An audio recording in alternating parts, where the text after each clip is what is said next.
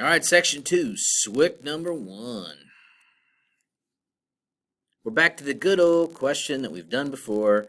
The reason I have to do it again is because I've picked some other problems from a different book, and Math Excel's really picky about it. I have to have one question from the current textbook before I use other textbooks. But anyway, so that's why it seems like I'm repeating a question we've already done. But good practice. Tangent 39, opposite over adjacent, 33 over x. Remember, it's a proportion. Cross. Oops, can't do that very well. Let's see if I can do better. Cross multiply.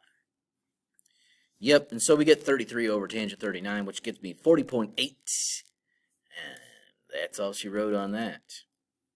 Next, in triangle ABC, angle C is a right angle. Find the remaining sides and angles.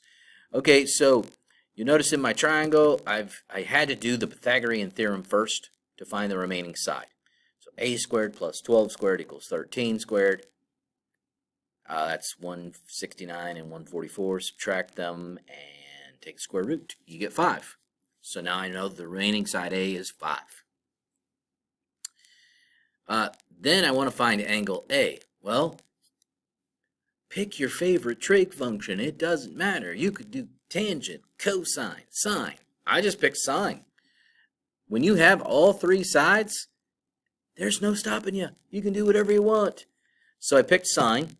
That's the opposite over the hypotenuse, so that's the 5 over the 13. By the way, if that had not been a nice number, let's say it was like 5.3279 or whatever, just use the nice numbers. I had a 12 and a 13. I could have just as easily said cosine equals 12 over 13. So if the remaining side's a decimal, don't even worry about it. Just use the nice numbers. But it was a nice number, so I used it. However, to find angle A, you got to get rid of sine. The only way to get rid of sine is sine inverse, which on your calculator is right above the sine button.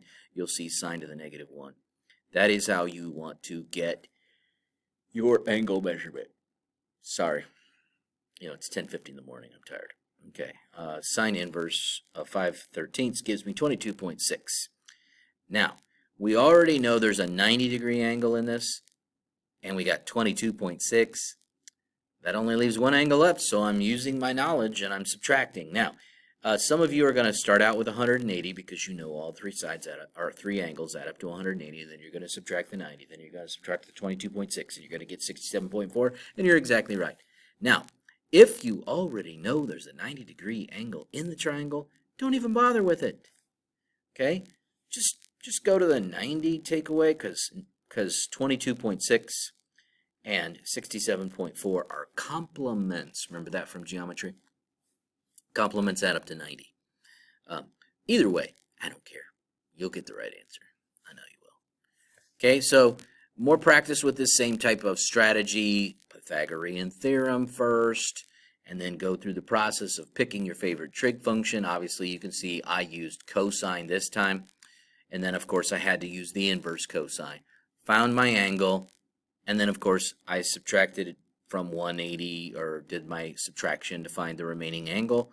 Similar to what I did in the last one. I just didn't show you the subtraction because you can look up there and see it in the last example. Moving on down the road.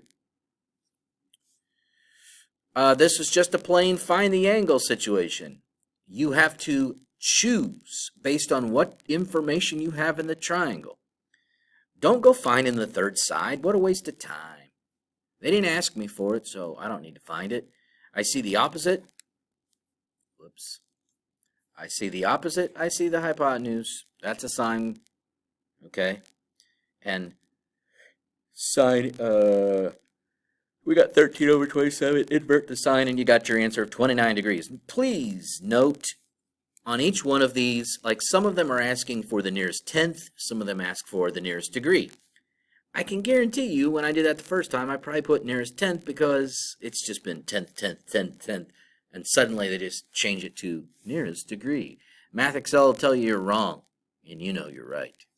But we'll go with the rounding rules based on what they say. Same thing here, nearest degree. So I look here, I've got the opposite, I've got the adjacent. That's a tangent issue. Tangent x equals 5/3. Invert the tangent. It's not a reciprocal, sorry, I didn't mean to make it look like that when I did the hand motions. I just meant invert the tangent.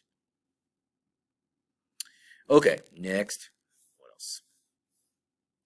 Another practice problem, same type of thing, but this time you have remember I told you, always identify the opposite first, the hypotenuse next, that leaves one side last, the adjacent. So we have the adjacent, the hypotenuse, cosine is the trig function you have to use, and invert the cosine of the fraction. Yes, I did get a little lazy because I didn't want to copy 4.0 and over 5.4 inside the parentheses again. But you know the drill. Invert. 42. Nearest degree.